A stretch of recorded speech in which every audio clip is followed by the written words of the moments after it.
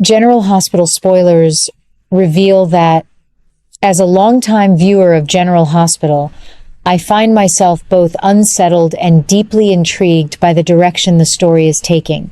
I have followed this show for decades, through its many rises and falls, and I can say with some confidence that what we are witnessing now carries a particular intensity, one that feels both familiar and refreshingly unpredictable. There is a certain boldness in the current writing, especially surrounding Sidwell and the web of danger tightening around Ethan and those he loves. I cannot ignore how Sidwell has evolved into a far more calculating and, dare I say, unhinged antagonist. What troubles me is not simply his actions, but the method behind them. He is no longer acting out of impulse. Instead, he is carefully studying emotional vulnerabilities, particularly those tied to Ethan. For those of us who have watched Ethan grow over the years, this strikes a nerve. Sidwell is not attacking Ethan directly, he is circling him, probing for the weakest point.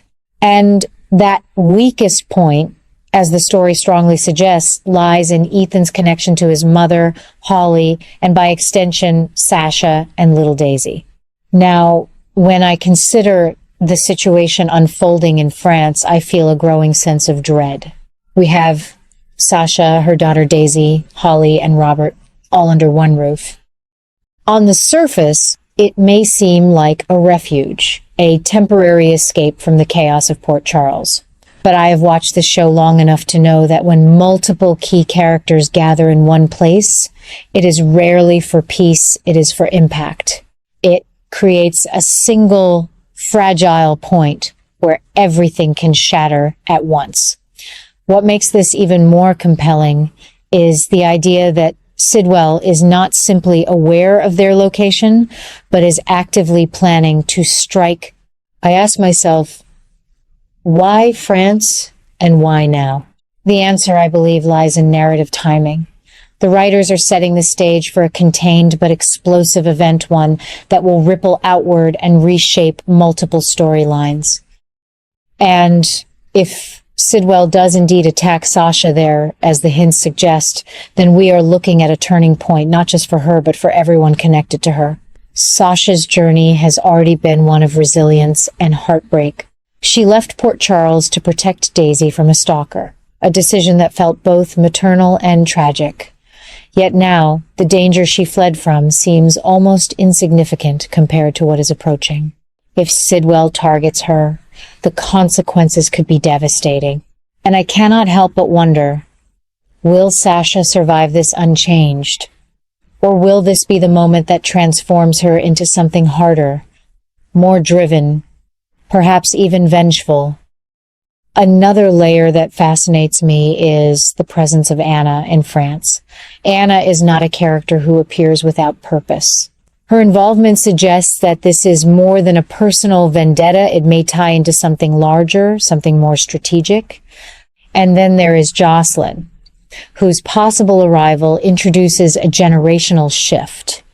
Could it be that Jocelyn becomes the unexpected hero of this arc?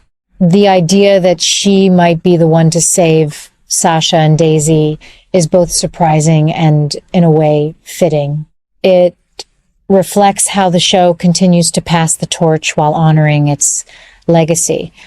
But let me address what I believe to be the most emotionally charged possibility, the fate of Robert Scorpio. I take no pleasure in saying this, but all signs point toward a tragic outcome. Robert has always been a figure of strength, loyalty, and quiet sacrifice. If he were to die protecting those he loves, it would be entirely consistent with his character. And yet, knowing that does not make it any easier to accept. I ask myself, is this truly necessary? Or is it the writer's way of reminding us that no one, no matter how beloved, is safe? If Robert's story does end here, it will not simply be an ending, it will be a catalyst. His death could fracture Holly, ignite Ethan's rage, and push Sasha into a path of retribution. And This brings me to what I consider the most intriguing development of all, the possibility that Sasha returns to Port Charles, not as a victim, but as a force alongside Ethan, determined to take down Sidwell. Now that is a storyline that excites me, even as it unsettles me. Because revenge, as we have seen time and again in General Hospital, rarely comes without cost. If Sasha and Ethan unite in this way, will they find justice, or will they lose themselves in the process? And how will this affect Daisy, an innocent child already surrounded by far too much danger?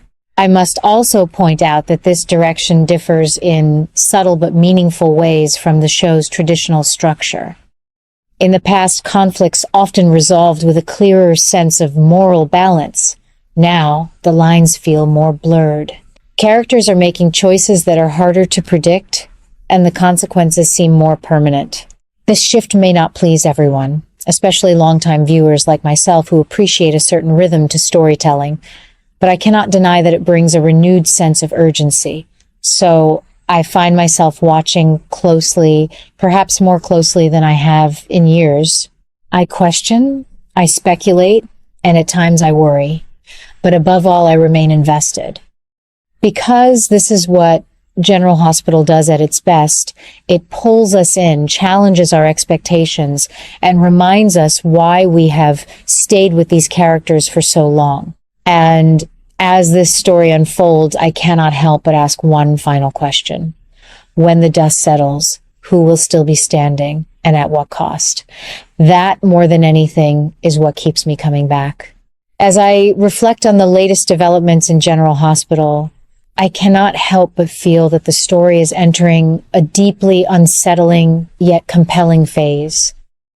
The idea that Sasha may step forward to expose the increasingly erratic behavior of Willow Tate adds a layer of emotional intensity that feels both unexpected and, in some ways, inevitable. For a long time, Willow has been portrayed as a figure of quiet strength and compassion. So if Sasha is indeed preparing to accuse her of something unhinged, it raises an immediate question in my mind.